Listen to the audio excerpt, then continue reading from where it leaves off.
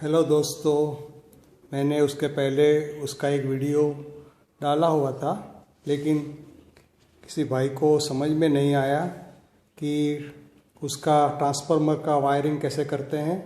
तो मैं गलती से उसमें डिटेल बताना भूल गया, तो मैं उसको ये डिटेल बता देता हूँ। उन्होंने बना एक छोटा सा वीडियो उसका बना दो, तो मैं ये बना देता हूँ। तो ये सोच लो, ये ट्रांसफार्मर है जो आपको अपनी मर्जी से लेना है। अगर ये बोर्ड यूज़ कर रहे हैं 1000 वॉट वाला, तो मैंने अभी ऑर्डर दिया बनाने के लिए। वो मैंने 40040 30 एम्पियर का बनाया है ट्रांसफार्मर। अगर आप यूज़ करना चाहते हैं तो 50050 का भी 20 एम्पियर का ट्रांसफार्मर बना सकते हो, लेकिन मैंने 40040 का इसलिए बनाया कि हमिंग कम आए। अगर ज़्यादा देते तो हमिंग आ जाएगा। तो अभी ये जो 3 वायर ट्रांसफार्मर में से आते हैं, वो यहाँ पर लिखा हुआ है बोर्ड में, देखो AC ग्राउंड AC यहाँ पर लगा देना है रेक्टिफायर के साइड में, और बीच वाला ग्राउंड में लगाना है। 2 साइड वाले हैं वो वहाँ लगा देना है। ये तो एग्जांपल के लिए ट्रांसफार्मर है, ये जो लगाने वाला वो ट्रांसफार्मर नहीं है। तो ये यहाँ लगा देने हैं। और दूसरी साइड में ऐसे आता है, इसमें एक साइड में प्लस लगता है, दूसरी साइड में माइनस लगता है, जो मैंने साइन किया हुआ है, और बीच में ग्राउंड लगता है। ये वायर लगाने में बहुत सावधानी रखनी पड़ती है, गलती से गलत कलर कोड नहीं लग जाए। इसलिए मैंने प्लस में रेड कलर यूज़ किया है, ग्राउंड में ग्रीन कलर यूज़ किया है, और माइनस में ब्लैक कलर यूज़ किया है। और ये वायर, ये 3 वायर है, ये यहाँ लिखा हुआ है प्लस, उसमें दे देना है। और ये ग्रीन जो यहाँ से निकलता है ग्राउंड, ये ग्राउंड में दे देना है। और ये ब्लैक निकलता है वो यहाँ पर माइनस में दे देना है। और ये जो बीच में 2 है, उसमें ये स्पीकर का ग्राउंड लगता है। बस यहाँ पहले में स्पीकर का ग्राउंड लगता है, और यहाँ स्पीकर का प्लस लगता है मोनो में। और ये उसका इनपुट है। इनपुट अगर दे तो डायरेक्ट मत दे, बीच में पोटेंशियोमीटर रख के उसका वॉल्यूम का इनपुट दे। और ये दूसरी बात मैं आपको ये भी बता देता हूँ साथ में, मुझे याद आ गई है। तो यहाँ लिखा है 60 वॉट ग्राउंड 60 वॉट, तो ज़रूरी नहीं यहाँ 60 वॉट ग्राउंड 60 वॉट का ट्रांसफार्मर, ऐसा ट्रांसफार्मर आप बनाए, क्योंकि उन्होंने बताया है कि आफ्टर रेक्टिफायर यहाँ जो आप पावर देते हैं, सोचो यहाँ आपने 40 वोल्ट AC 40 का AC ट्रांसफार्मर लगा दिया है, तो आफ्टर रेक्टिफायर उसके वोल्ट बढ़ जाएंगे। और 40 वोल्ट का है तो आपको करीबन 65 आपको दिखाएंगे प्लस माइनस में। तो ये यही बताते हैं कि आफ्टर रेक्टिफाई 60 वोल्ट होना चाहिए। आप यहाँ 50 का लगाते हैं, 50 का यहाँ पर लगाते हैं, तो आपको यहाँ पर 70 या 65 दिखाएंगे। तो ये बताने से वोल्टेज, ये यहाँ जो वोल्टेज बताया है उससे ज़्यादा होंगे। तो मैं तो रेकमेंड करता हूँ कि आप 50 लगाए, उससे बड़ा ट्रांसफार्मर नहीं लगाए। और एम्पियर 20 और 30 के बीच में एम्पियर चलेगा, कोई प्रॉब्लम नहीं है। ऐसे तो मैंने पहला जो वीडियो बनाया है उसमें 10 एम्पियर के ट्रांसफार्मर पर भी वो अच्छा काम करता है। तो ये आपको मैं बता देता हूँ कि यहाँ 50 लगाए और 40 लगाए। मैंने 40 का 30 एम्पियर का ट्रांसफार्मर बनवाया है, क्योंकि एम्पियर बहुत ज़रूरी है, वोल्ट ज़रूरी नहीं है। एम्पियर से वो अच्छा सॉफ्ट चलेगा।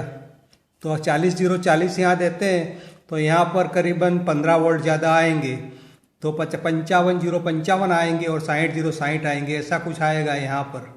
तो यहाँ पर जो लिखा है वो हो जाएगा। लेकिन आप डायरेक्ट यहाँ पर 60060 का एसी ट्रांसफार्मर नहीं लगा सकते, बीच में ये एसी टू डीसी कन्वर्टर लगाना ज़रूरी है।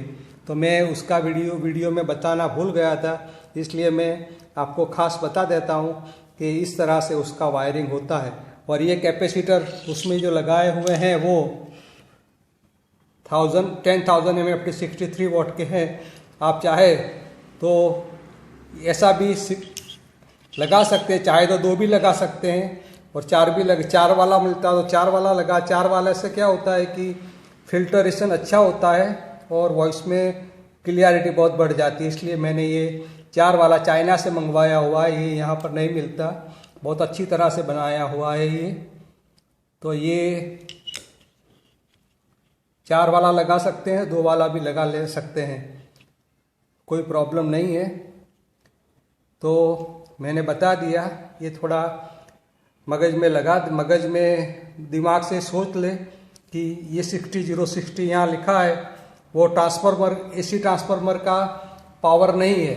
ये आफ्टर जो यहाँ एसी लगाते हैं उसके बाद में डीसी कन्वर्ट होकर जो आता है उसके पावर का यहाँ पर दिया है। तो आप उसको करीबन 50-60 के बीच में रखते हैं तो बराबर है, लेकिन यहाँ 100 हो जाएगा तो प्रॉब्लम हो जाएगा। इसलिए ज़्यादा वाला नहीं लगाए, कोई ज़रूरत नहीं है। ज़्यादा एम्पियर चलता है, 20-30 एम्पियर 30 एम्पियर तक कोई प्रॉब्लम नहीं है, लेकिन वोल्ट बहुत ज़्यादा नहीं लगाए। वो तो बोलते हैं लेकिन प्रॉब्लम हो जाएगा, आपका स्पीकर जल जाएगा और कुछ नहीं होगा और हमिंग थोड़ा बढ़ जाएगा। इसलिए सॉफ्ट और क्लियर और लाउड बजाने के लिए 50-0-50 और 40-0-40 45-0-45 ऐसा ट्रांसफर होता है। 40-0-40 45-0-45 50-0-50 वो सबसे अच्छा है। ये एक किट के लिए सिर्फ ओनली ये 1000 वॉट के एक किट के लिए ये बराबर है।